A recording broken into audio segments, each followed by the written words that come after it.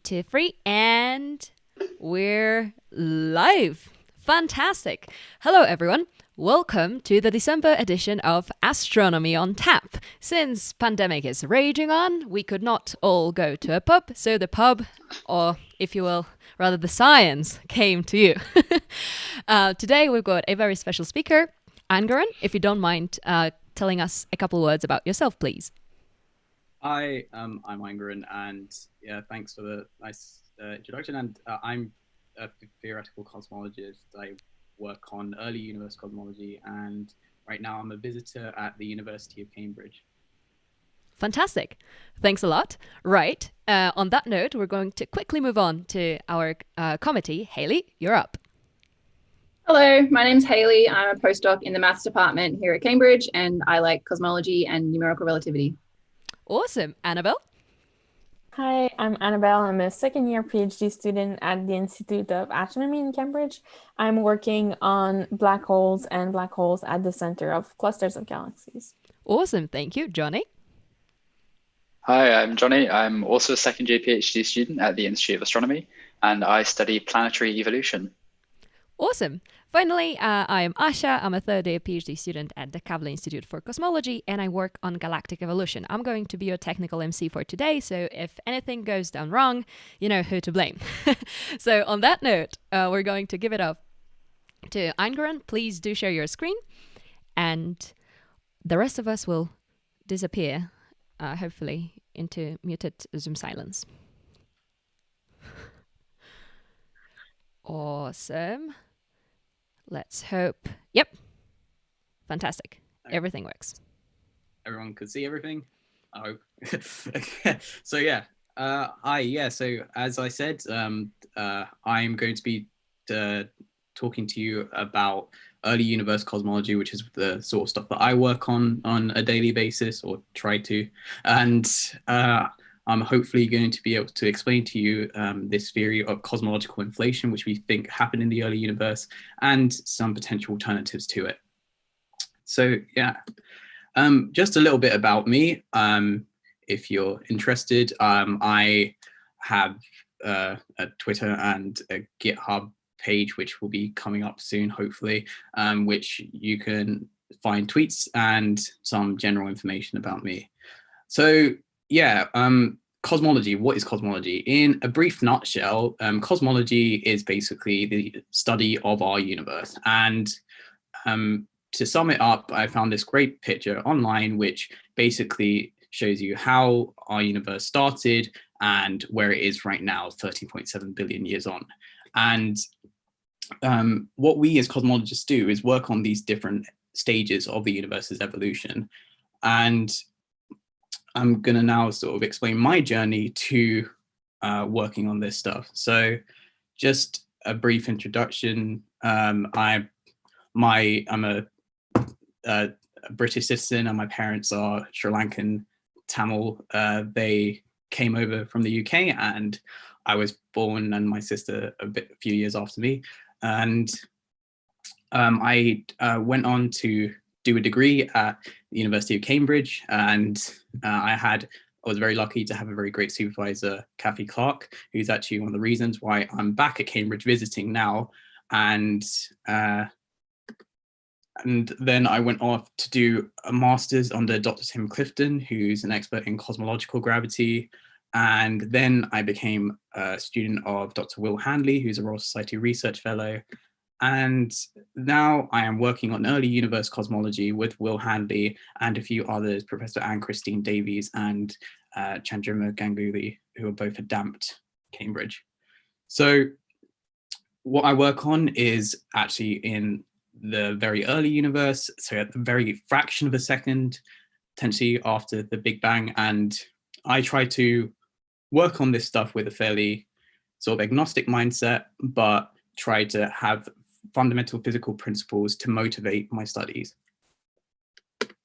So I thought long and hard about how I wanted to deliver this talk, and I sort of realized that the best way to explain it is kind of give you a little history tour about what kind of led early universe cosmologists to do what they do right now. And to explain that, there's 4 questions that we need to really address, which is the when, the why, what, and how. So the where is arguably not as important, as you know from your standard when, what, where, why, which, how, because when you're talking about the universe, well, there's not really much else to talk about other than the universe itself. And as you know, cosmologists, we work on the universe. So first things first, when did this all start? Like, why did we get all caught up with this theory of inflation? Why was it needed? What kind of problems was it trying to explain? What kind of physics was it trying to explain?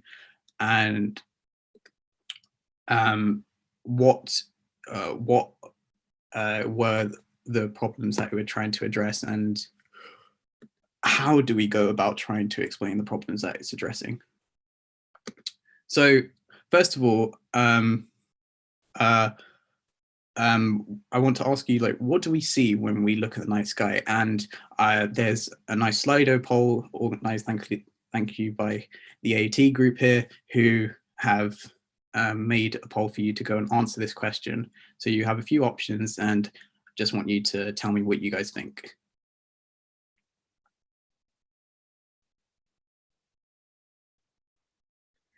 So because of the a little bit of a time lag, now we've launched the poll. So it will be, we need to give the audience a bit of time to respond to the poll. Oh, right. Answers are pouring in. So as they are pouring in, let me real quick change into the Slido screen. Yes. So we've got actually people voting for only light, and the options available that are listed are light, stars, radio waves, and X-rays, and people seem to be favoring light only. We can wait for more answers to come in, but so far it's 100% light. Any comments on that? Well, okay, yeah. So this was kind of a trick question, but I'm glad a lot of you guys chose light, because light was the first thing that we started off by looking at it in the night sky, because obviously we as humans can only see in the light part of the EM spectrum, the electromagnetic spectrum, which consists of, as you probably might have heard in physics, radio waves, microwaves, infrared, etc. And light is somewhere in the middle. It goes all the way up to gamma rays. So this is actually an image from astronomy.com of the stars in our sky, which we see as light. And cosmologists, including cosmologists going far as back as Newton, saw a specific pattern when they looked at the night sky. And that was that they saw that these different parts of the night sky in all different directions, if you were looking at large enough scales, were basically the same. And this is something that's a very fundamental principle in cosmology, and that is called the cosmological principle. So we have these technical terms called homogeneity and isotropy, but that all they're basically saying is, regardless of which patch of the sky you look at and which direction you're looking at, you're going to basically see the same thing. And Edwin Hubble kind of extended upon this when he in 1929 actually saw that not only does every part of the sky look the same, but different parts of the sky are actually moving further away from us. And that's this process known as redshift. And that allows us to see this, because what redshift basically shows us is that light is being stretched out by these galaxies and stars moving away, and it shows us that maybe, although right now everything is homogeneous and isotropic, this wasn't necessarily the case for the whole time of the universe's existence. So there were two theories at the time which tried to basically explain this, and the potentially more favorable theory was the steady state universe. And the reason why steady state was more favorable is because steady state basically said that although the universe is expanding, when the stars and galaxies get far enough apart and leave space, you get new galaxies and stars forming to fill up the space. And that's what causes the universe to keep looking the way it does over time. But there was another more radical theory, I guess, which was called the Big Bang theory, which said that actually the universe wasn't always like this. And if you actually think that the universe is expanding, then it must have expanded from a certain point. And if it's getting more dilute because it's expanding, that means if you go further back, it was more concentrated.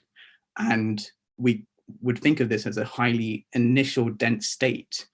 And we'll talk about what that actually means now for the start of the universe. So what these two theories had was they were obviously contradicting one another, and we needed a way to basically work out which one was the correct theory. And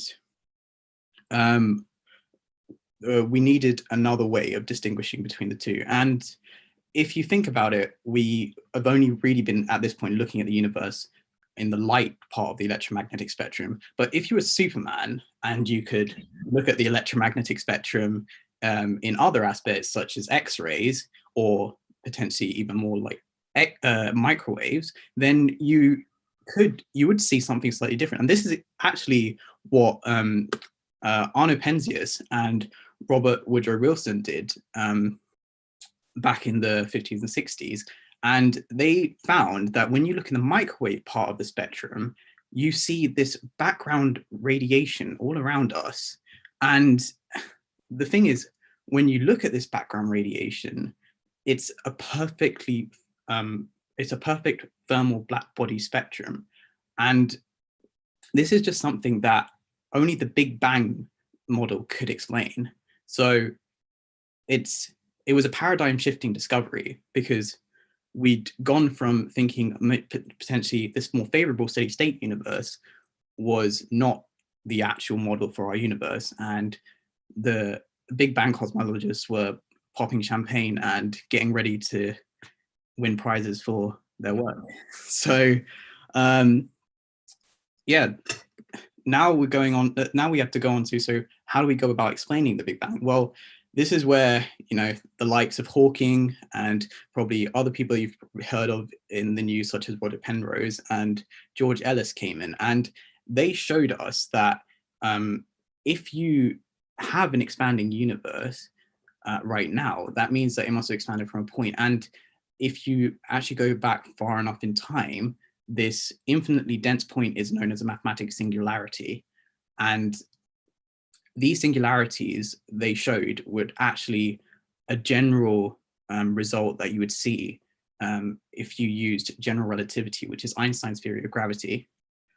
And if you can go back to an infinitely dense point, then if you think about it in the reverse way, it means our universe started from an infinitely dense point known as the Big Bang to our universe.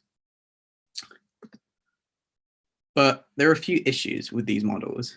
One particularly troubling problem with this model was that if you think about a radiator giving off heat, it takes a while for the heat in the room to become the same temperature at different parts of the room.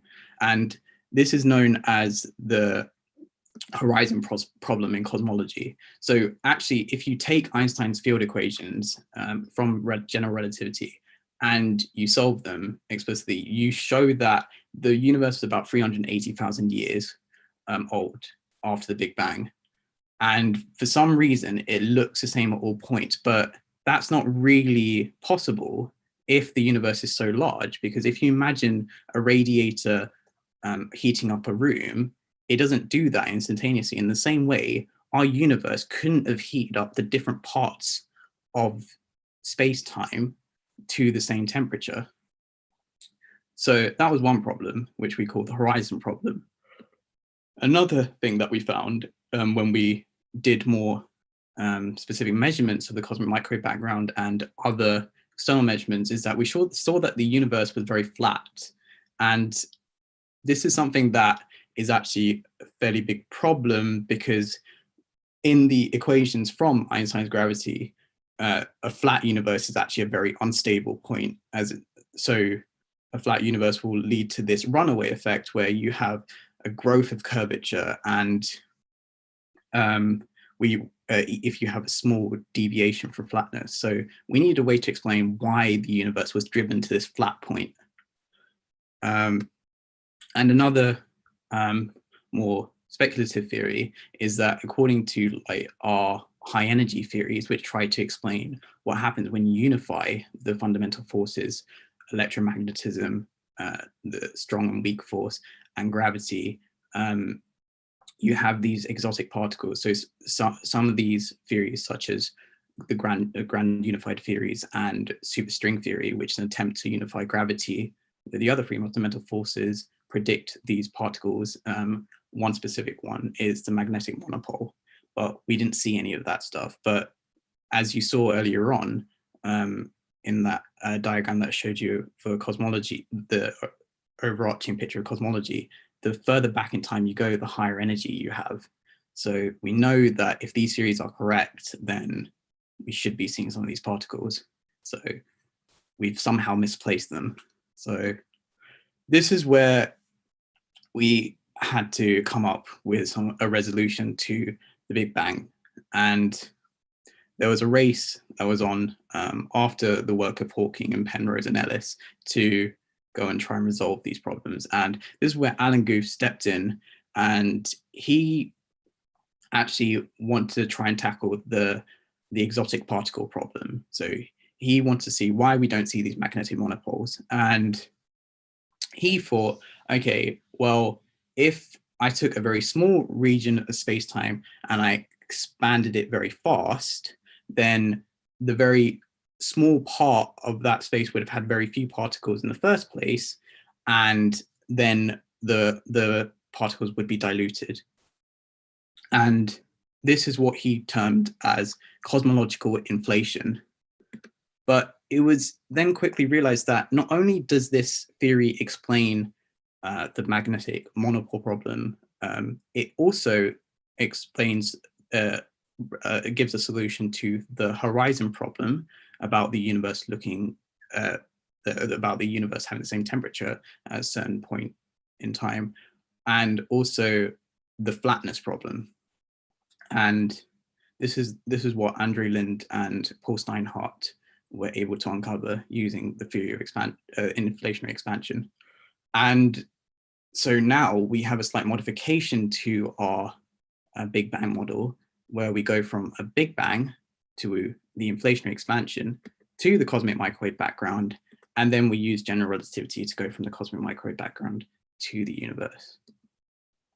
So how does inflation work? Well, so at first I thought I would try and give you guys a primer on quantum field theory and general relativity to explain the dynamics of this scalar field, and called the inflaton, as the scalar field in inflation that we call the inflaton, because that sounds as close to inflation as we could get as cosmologists. So, and we're fairly lazy. But then I realized for a lot of you, this would probably happen. So I decided, let's try and go with a more hands-on approach when it comes to inflation. So at this point in time, if any of you have a sheet of paper at home, I want you to go and grab it and just try and fold it as many times as you can and see how far as you get. So I'm going to try and do the same. Just fold it in half as many times as you can. Most people probably know already that you can probably only fold it 7 times, maybe fewer times, depending on how good your folding is. I am probably not even going to make it to 5 with how I folded this. But the point is that you could probably fold it in half quite a few times. And this is actually something that kind of mimics what happened in the early universe. So how many times do you think we would have to fold the universe or unfold it to get to a resolution of these problems? I've made a Slido poll for you to answer questions on. So yeah, just I'll wait for you guys to give me your responses. Thank you very much. And I think it's a good time for me as a as the tech MC to remind everyone that Slido, in order to participate in that poll, you need to go to slido.com and put in the event code #AoT, capital A, small o, capital T. Thank you.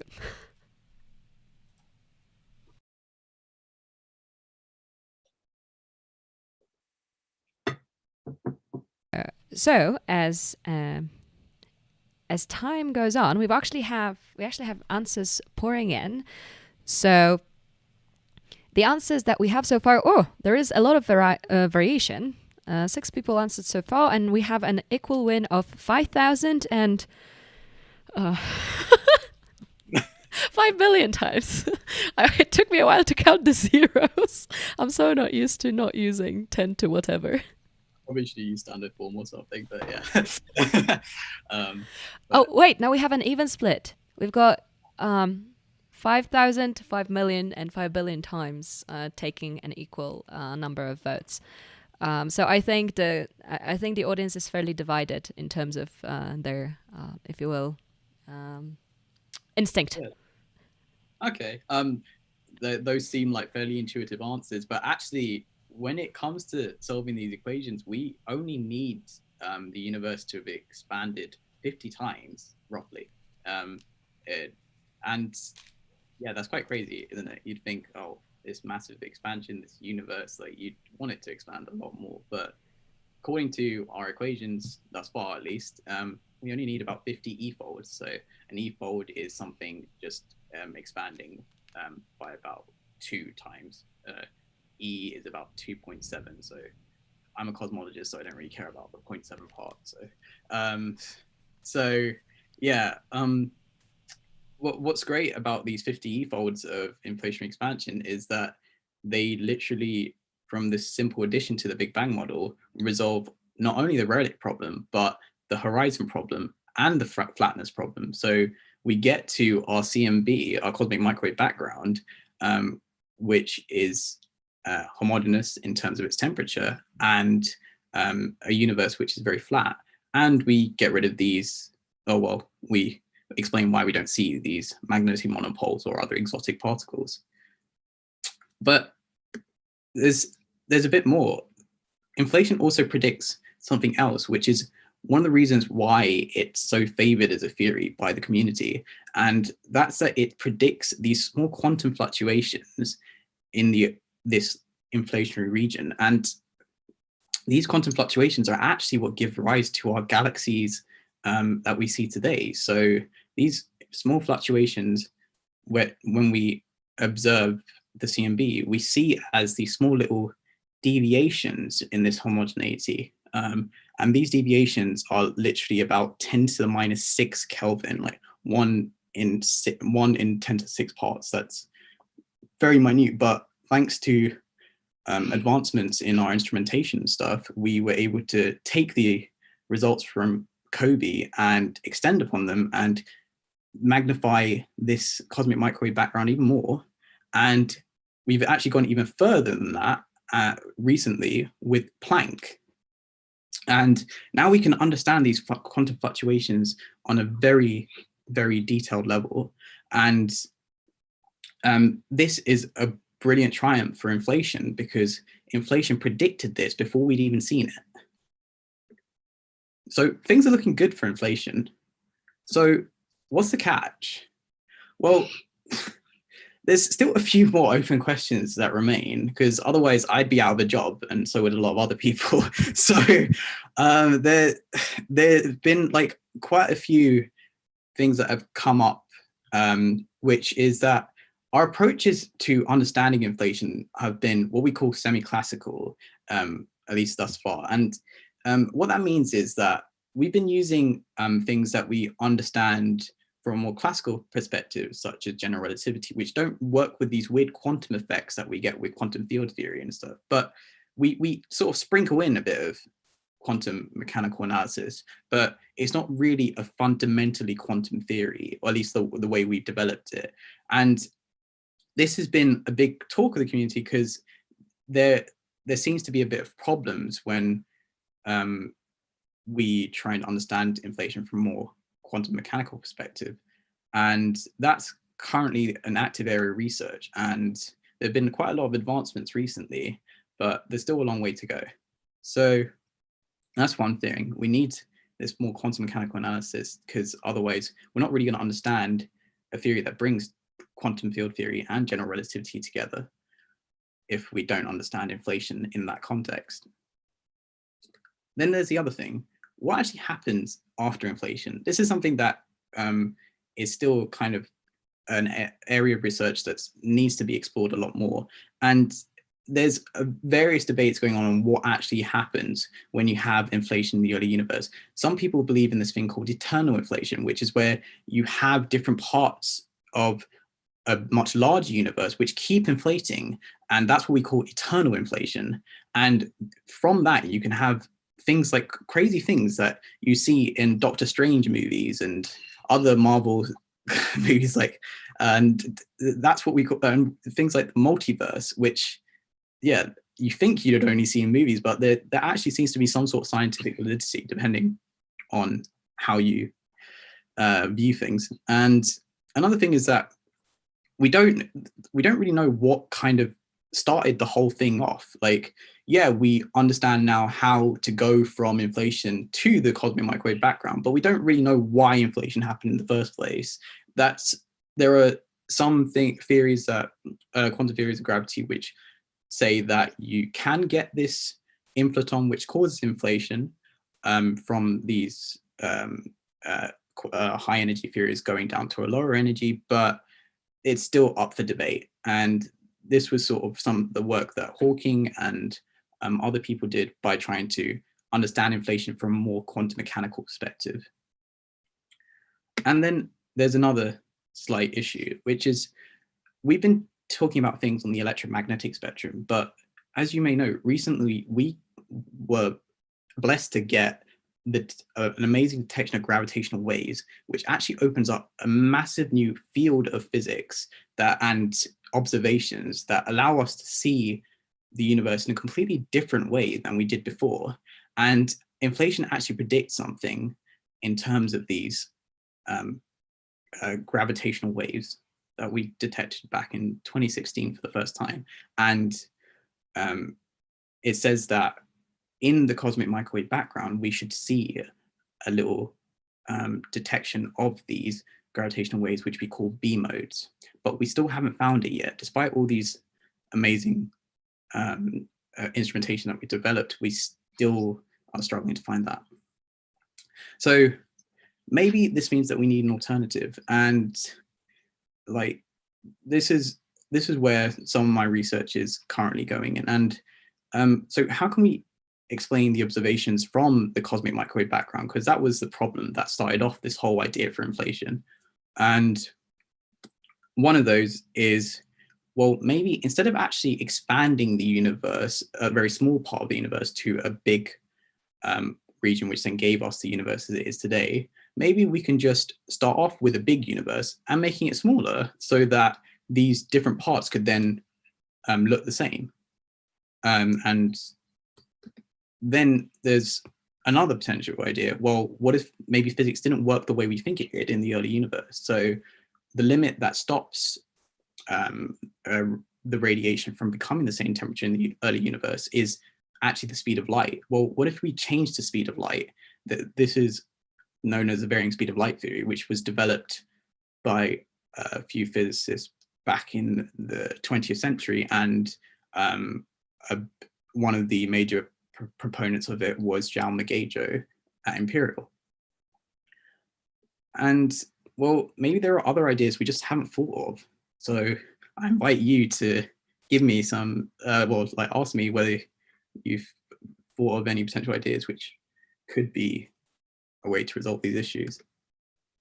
So what I'm currently working on with Chandrima Ganguly at DAMT is on a promising alternative to inflation known as bouncing cosmologies. And this was actually advocated by one of the first developers of inflation, Paul Steinhardt, who's now actually become a very big advocate of alternatives to inflation because he's not as convinced of it as he once was when he started. So what these bouncing cosmologies do is you actually have a contraction and then you have a big bounce, which then goes off into our cosmic microwave background.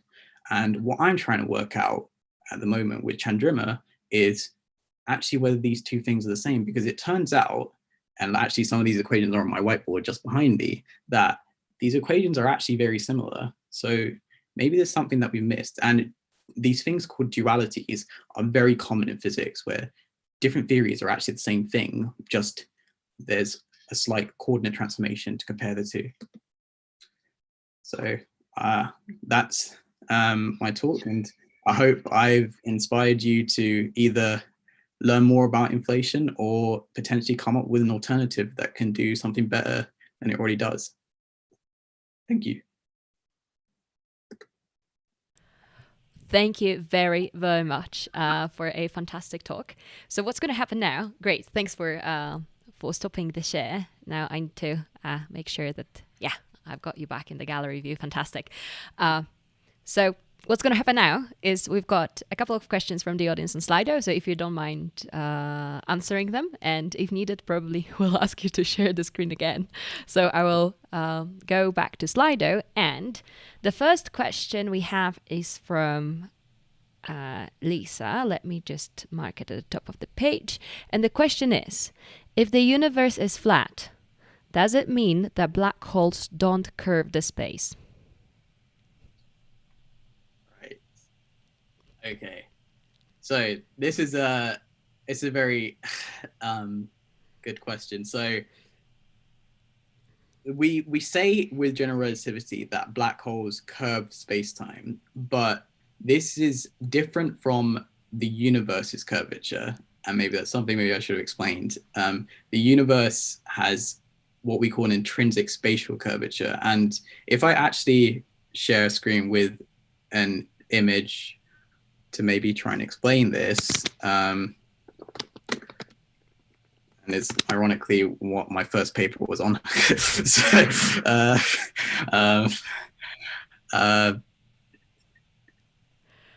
all right. We actually have a debate in the cosmology community about what the shape of the universe is at the moment. Most people think it's flat, but some people think that it's actually got a slightly different curvature. So this, in a way, is a way to try and picture our universe. And we say that we have these different shapes that we call toruses, and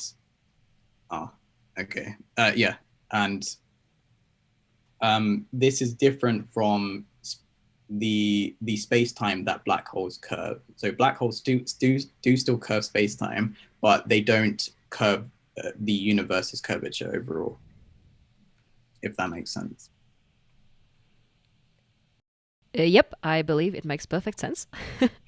All right. So let me go back to the Slido questions and mark this one as an answered.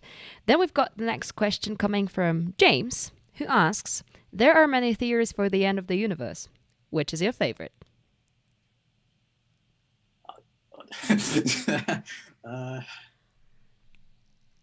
Right.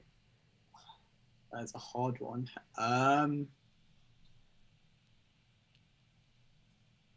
I'm a bit of a weird one because I feel like I continuously change my opinion every 5 seconds. So, but at the moment, I am kind of fascinated by the idea of this cyclical model of the universe. So actually what sort of, what these bouncing cosmologies predict.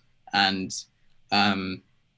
so what I believe might happen is that we go into a contracting phase, and you can learn more about why this would happen. But one of the theories that actually Paul Steinhardt is an advocate of is this idea of the cosmological constant, which is currently causing our expansion of the universe, will actually change its sign and go back into a contraction. And then we'd go back out. I think it's quite poetic, but I'll probably change my mind soon anyway. So, Right. Thank you for an honest answer. I'm sure James appreciates that. All right. I'll mark that as taken. Now we've got a question from Joe 12. I assume that's the age. Who asks, "Can we feel the inflation?" Right. So, inflation happened very early on in the universe, so we don't feel it now. And this might be kind of linked to the idea that the universe is currently expanding at the moment. We can't technically feel it just because this expansion relative to the gravity of the sun is very minimal. So that's why we don't feel that. I hope that answers your question, Joe. Well, we shall see if a follow-up comes up. Right. Then we've got an anonymous viewer asking, "Could the whole universe be spinning?" That's rather philosophical.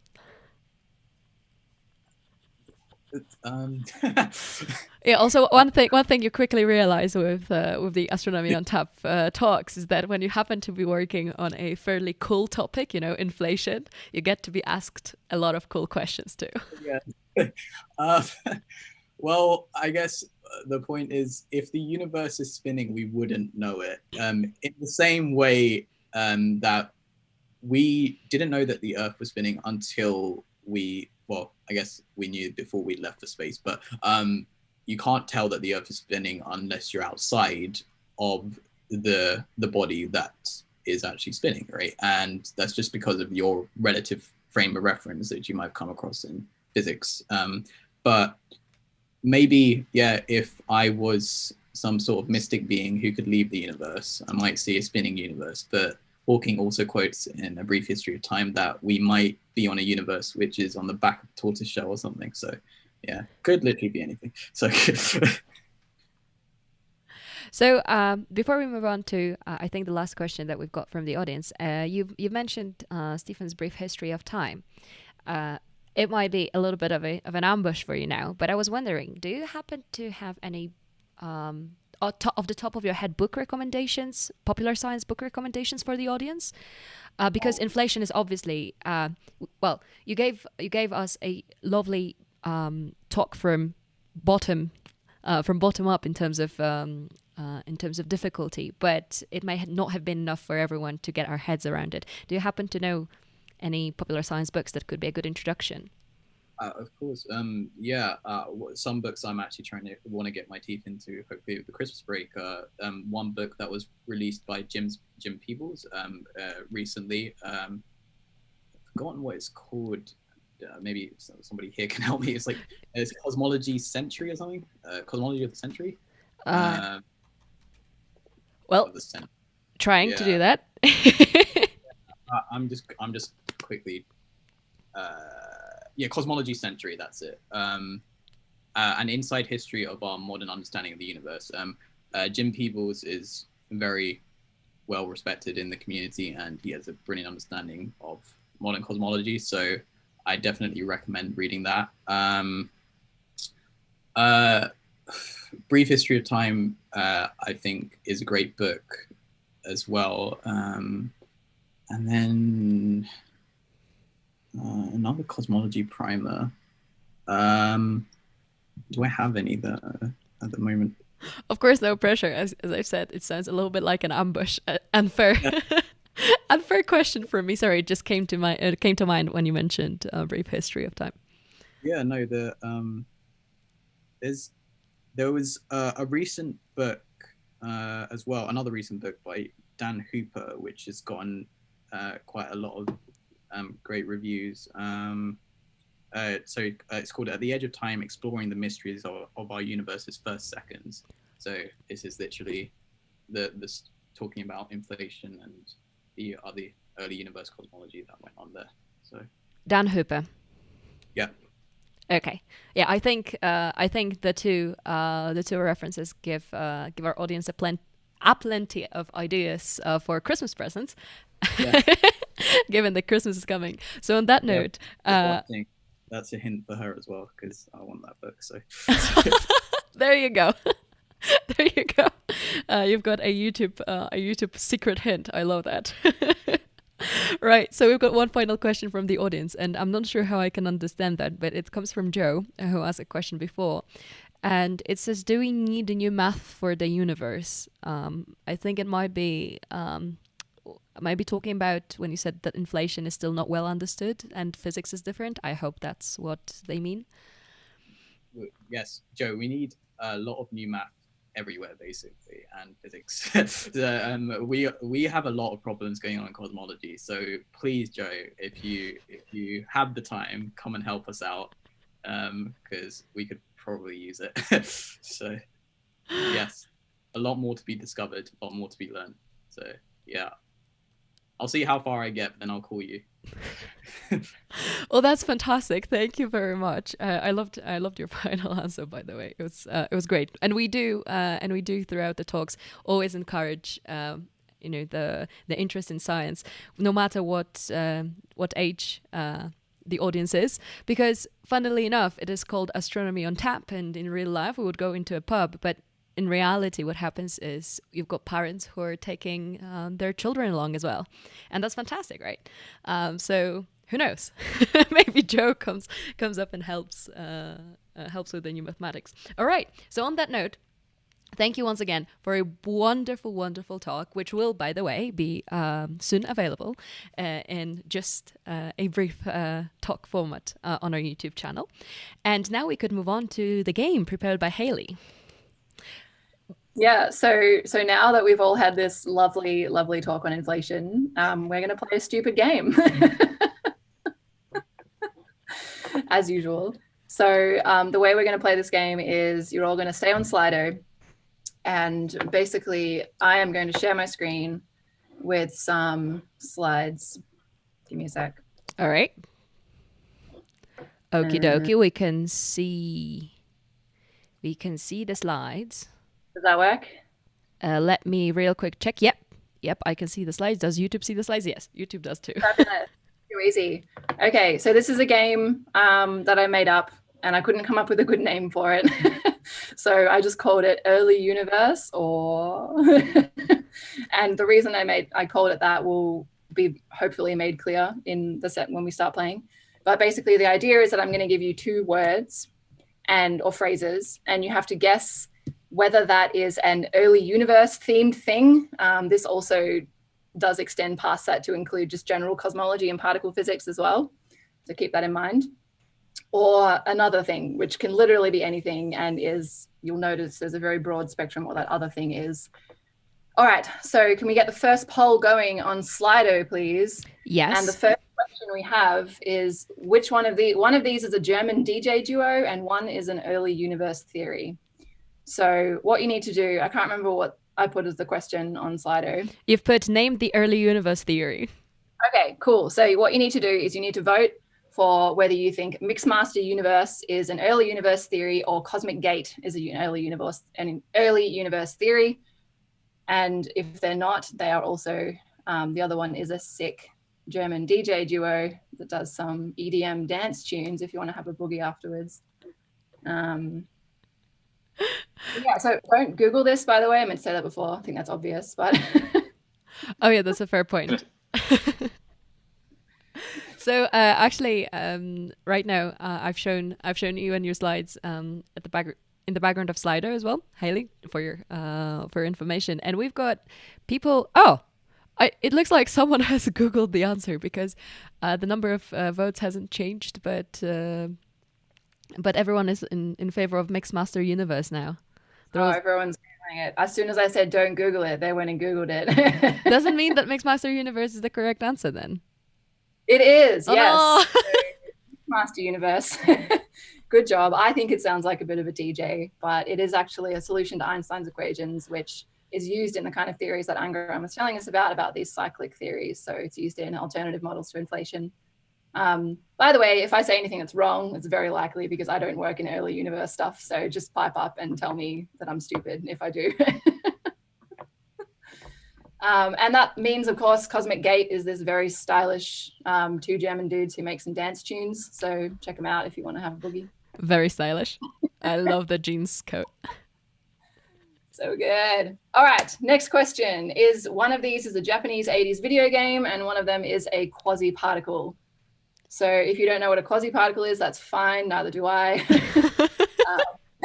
I will try and do my best explanation when we come to the answer, but your options are Amagon or Magnon. So one of those, a very cool 80s video game, and one of them is a physics thing. Yes, and the question you've asked on Slido is which is the video game. So now we're making sure that we select the video game. And whichever one you think is a video game. If I were to, being perfectly honest, I have no idea. I'm really sorry. None of us are particle physicists. I didn't expect any of us to know. Fair point. I don't know. What do you guys think? I know, Johnny, you haven't looked at it, so. No, I'm playing along so far. I got the first one right. I did not Google it, but I just thought which one sounds less likely, and I went for that one. So I know how you work, Kaylee. So actually, when answers are split and we've got Amagon winning to Manon, so people generally think that the video game is called Amagon. Awesome. Good job, guys. So Amagon is, the literal translation in Japanese is suddenly Macho Man, which I think is the best thing ever. So I'm guessing that this is the Macho Man down here. And it's a game released in '88 by ICOM for Nintendo. So good job to you guys who got it. And that, of course, leaves Magnon as a quasi-particle. So this is, I had to Google and read a bit about this, but it's basically the specific amount of energy that is required to reverse the direction of a single atomic magnet. So if there was an atomic magnet that was like pointing a certain way and you had to pull that to then have the different magnetic direction or whatever, that amount of energy you need is called a magnon. But if that doesn't make sense, don't worry. I think it makes perfect sense now that you've explained it. But that's it's also not a video game, which I think is about as much understanding as we can expect. All right, so next question, one of my personal favorites. One of these is a particle and the other is a bird that nests in its own poo. So I think you guys can imagine how much fun I had looking up the answers for this. Okay, so on the Slido, I think I said which one is the bird? which one is the particle? Which one is a particle? Okay. Is Guacharo a particle or is Squawk a particle? So I just wanted to mention that I've by accident or not, I've disabled the highlighting of my video whenever I speak. So when you see me actually, fall off the chair from laughter, the audience won't see that. So good on me. I'm glad. I like it when people laugh at my jokes, so that's good for me. They both sound like Pokemon though. That's what I just realized. Yeah, that's another thing I realized, is that one thing that a lot of things in particle physics sound like: Pokemon and Transformers. Wait, seriously? So, so we're talking about a real bird, because a real bird. Yeah, I thought these were like made up birds or something. No. One of them is an actual bird that makes a nest out of its poo. Okay, so we've got so people voted for the particle being how do you pronounce it? Gautaro? Is that how you pronounce it? Guacharo. Oh, they thought the Guacharo was a particle. Suckers. So the squark is a particle, specifically the stop squark is a fermion, and it's a super partner of the quark. It's the lightest of all the squarks. I love that sentence, even though it doesn't make any sense. So stop squark. I know we're supposed to learn things in this game, but also we can just say funny words as well sometimes. I think it's the best part about supersymmetry, right? All those cool names. Yeah, exactly. Super partners. Anyway, so that means that the Guacharo, also known as the oil bird, lives in South America, makes a nest made out of its own poo and vomit. And another fun fact, its babies are called squabs, which I think is awesome. And it's also probably the most disgusting bird I've ever heard of. Wait, it's in South America, you say? Yeah, South America. Yeah. So we learn astronomy, but we also learn about birds. I'm not sure I even want to know how you came across this. Yeah. Very rogue answer. I like it. It was just, my personal time. That's what I like to do. All right, so the next one, hopefully you guys will be able to get this. One of these is an ability to control fire with your mind, and the other one is a cyclic universe theory. So our options are ekpyrosis or pyrokinesis. So I think I said which one is the cyclic universe theory? Yes, maybe? correct. You've asked to name the cyclic universe theory on Slido, and so far so good. Not many answers yet, but people seem to be favoring ekpyrosis. Everyone is in favor of ekpyrosis. Oh, okay. All right. That's good. Let's give him a second though. See how we go. Yeah. I want to hear what Johnny thinks about this and his early universe knowledge.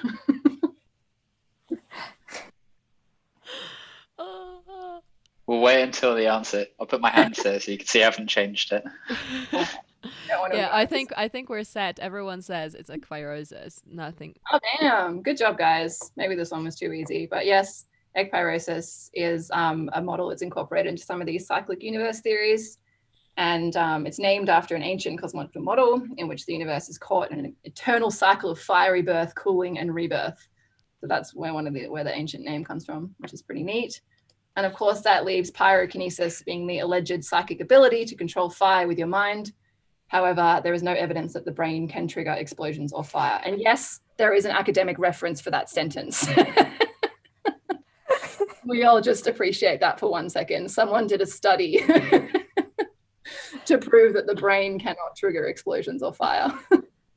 I'd love to see how they got that funding. That application would be amazing.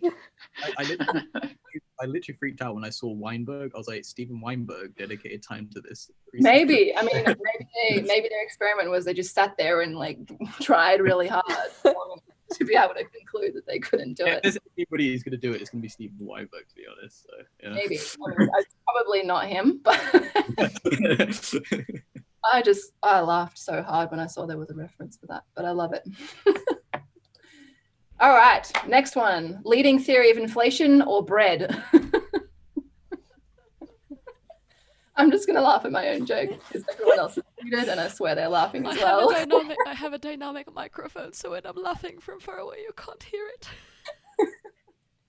Okay, so we have slow roll or Kaiser roll. One of these is a bread roll and the other one is a leading theory of inflation. I'm feeling confident. That's all I'm going to say. Good job. If you're paying attention in Eingrand's talk, you should be able to answer this because it did pop up in a picture at one point, so or a hint at least. So I think I said which one is bread.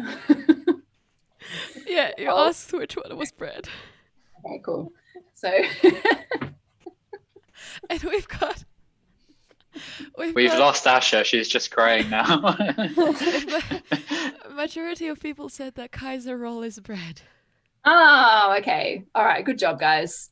So slow roll is theory of inflation, and I'm not going to try and explain it very much, but Angaran can maybe say something about it, throw you under the bus. Sure. Yeah. Okay. So yeah, slow roll inflation is, as Haley correctly said, it's one of the sort of leading ideas of inflation. So as I said, there's this inflaton particle which slowly rolls down a field, and if it rolls down slow enough, then that actually weirdly leads to an accelerated expansion of the universe. So yeah, it's hard to comprehend, but just think of a ball rolling down this hill, and if the ball rolls slowly enough, then the universe inflates. and of course, this is actually with the ekpyrosis. If you want to have the universe, as I said, giving you a uniform CMB, then you can have a fast contraction. A fast rolling stage, which leads to a very slow contraction. So slow roll, expansion, fast roll, slow contraction. Kaiser roll, bread. Yes. I just want to like bring to the attention of the audience one of the best places on Wikipedia. Best is of course not objective, but that I found in order looking for this question is on Wikipedia. There is a list of bread rolls. I'm actually so worried I'm going to write this in a paper at some point just to go. Yeah, there's also a list of notable pancakes, in case anyone wants to look at that. All right, moving right along. Our next question is transformer or subatomic hurricane. So our our options are skyrmion or superion. So one of these, again, the subatomic hurricane refers to a type of quasi-particle, and a transformer refers to cars that turn into robots. In case you don't know. Optimus Prime. Yeah, one of Optimus's mates. So just a reminder, in Slido, we're asking the question, which one of the two is the transformer? So everyone focus.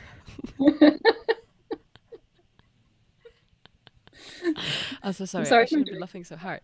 Okay, so I'm back with you. It's not like I totally lost it. So I think I don't know what the correct answer is, but I have a feeling I know. People chose Superion as the transformer.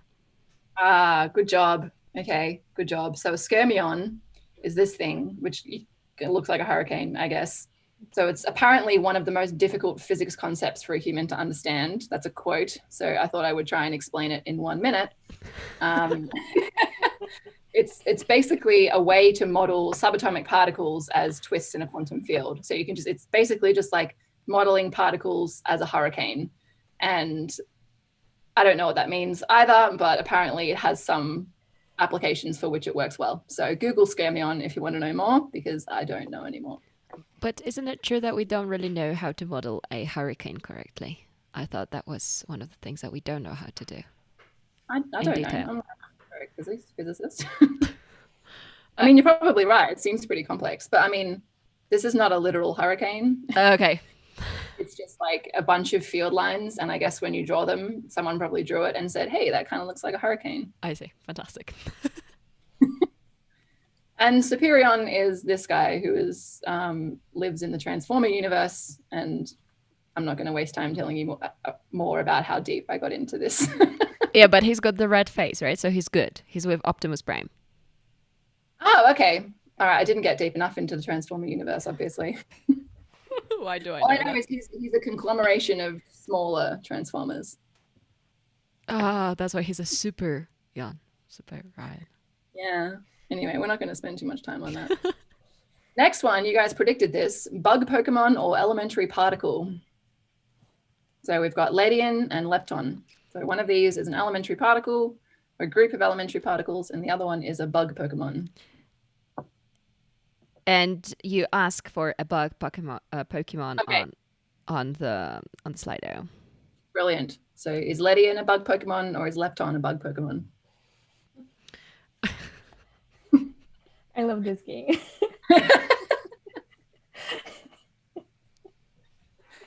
Oh, I'm glad you guys like it. I had a bit of fun. So there is one answer that says that Lepton is a Pokemon, but everyone else unanimously says that it's Ledian. Is that how you pronounce it? I have no idea, but Oh. Ledian is indeed this dude who is definitely a bug and definitely a Pokemon. Aww. Yeah, he's pretty cute. I think he's quite cute. Not as cute as the leptons. So this is a class of elementary particles, and they're either charged or neutral. The neutral one is the neutrino, which I'm sure you've probably heard of, maybe. And an electron is also a type of lepton as well. So it's like a group of elementary particles. And this picture here is from the amazing Particle Zoo, which is like the best idea ever. You can actually buy plush toys of particles. And they have a bunch of different stuff. Like you can buy little photons and like, you know, these like neutral guys are a bit sly. So they've got these masks on. I love them. I think they're the cutest things ever. Well, another great idea for a Christmas present. Yeah. Totally. Yeah. Send me one. Do we have more? Nope, that's it. Good job, guys. Thanks, Haley, for the amazing game. I think we've had a lot of fun. Well, I hope the audience had as much fun as we did. We laughed hard. At least I did. As long as we're having fun. As long as we're having fun. All right. So on that note, once again, let's summarize. We had a brilliant talk, which will be soon available as a standalone talk on our YouTube channel. We've had a fantastic game. Thank you, everyone. And I guess if anyone would like to reach out to you, I'm really sorry I'm throwing you under the bus, then your first slide just invites it on Twitter, right? You put yourself there. All right. So, on that note, thank you very much, everyone who joined us today. Have a lovely evening and a wonderful Christmas, New Year's, and the holiday time. So, at this point, we say bye and see you next time. See you in 2021. Yay!